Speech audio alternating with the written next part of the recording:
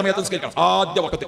എന്താ അതിന്റെ പ്രത്യേകത? ഞാൻ ഒരു നാടൻ ഉദാഹരണം പറയാം. ഒന്ന്, നമ്മളൊരു കല്യാണത്തിന് പോയി. ഇപ്പൊ ഇവിടെ ഇങ്ങനെ കൂടി നിൽക്കുന്ന ആളുകൾ അൽഹംദുലില്ലാഹ് നമ്മളെല്ലാവരും കൂടിയിട്ട് ഒരു വീട്ടിൽ കല്യാണത്തിന് പോയി. 1000 ആൾ കല്യാണം വീട്ടിൽ ചെന്ന് നോക്കുമ്പോൾ അവിടെ നല്ല ബിരിയാണി ഉണ്ടാക്കി. പക്ഷെ എന്താ പ്രശ്നം? 100 ആളുകൾക്ക് ഭക്ഷണം കഴിക്കാൻ അവിടെ സൗകര്യമുള്ളൂ. 100 ആൾ അങ്ങനെയാണെങ്കിൽ എത്ര ട്രിപ്പ് ഇരിക്കേണ്ടി വരും? 10 ട്രിപ്പ് ഇരിക്കേണ്ടി വരും. നിങ്ങൾ എല്ലാവരും കാത്തിക്കണേ. ബിരിയാണിന്റെ ചെമ്പ് പൊട്ടിക്കാൻ പോകുന്നുണ്ട്. 10 ട്രിപ്പ് ഇരിക്കേണ്ടി വരും. നിങ്ങളൊക്കെ ഏത് ട്രിപ്പിൽ ഇരിക്കാൻ ആഗ്രഹിക്കണം? ഒന്നില്ലെന്ന് പറഞ്ഞാൽ എല്ലാവരും ആഗ്രഹിക്കുന്നത് ഒന്നാം ട്രിപ്പ്. എന്താ കാര്യം? ആ ചെമ്പിന് പൊട്ടിച്ചോടുമ്പോൾ സ്മെല്ലിങ് ഇങ്ങനെ വന്നു, ഒരു വാസന അല്ലേ? അല്ലാഹ് ചോറ് ഇങ്ങനെ വളമ്പി വെക്കുമ്പോൾ അതിന്റെ ഒരു നല്ലൊരു ആവി ഇങ്ങനെ അല്ലേ? ആ ആവിയുള്ള ചോറ്, ഇങ്ങനെ ചൂടുള്ള ചോറ്, ഒരു കണ്യാങ്ങന്റെ ഒരു അച്ചാറും എങ്ങനെ ഉണ്ടാവും? ഇങ്ങനെ ഉണ്ടാവും. ഒറ്റ കുട്ടി മുണ്ടണില്ല. നിങ്ങൾ വായു മുഴുവൻ വെള്ളം നിറഞ്ഞില്ല. ഇങ്ങനെ ഉണ്ട്. അതേ ഭക്ഷണം തന്നെയാണ് 10ാമത്തെ ട്രിപ്പിൽ. പക്ഷേ ആദ്യം കഴിച്ചിട്ട് രുചി ഉണ്ടാവോ? എന്നാ പിന്നെ അതും മനസ്സിലായിക്കോളൂ. നബി മുഹമ്മദ് മുസ്തഫ ബാങ്ക് കൊടുക്കാൻ വന്നാൽ നിസ്കാരത്തിന്റെ ബിരിയാണിയുടെ ചെമ്പാണ് പൊട്ടിച്ച് ആ ചൂടോട് കൂടെ അവ്വൽ വക്കത്തിലാണ് നിസ്കരിക്കുക. അതിന്റെ പ്രതിഫലം തരാന്നറിയോ? അത് വല്ലാത്ത പ്രതിഫലമാണ്.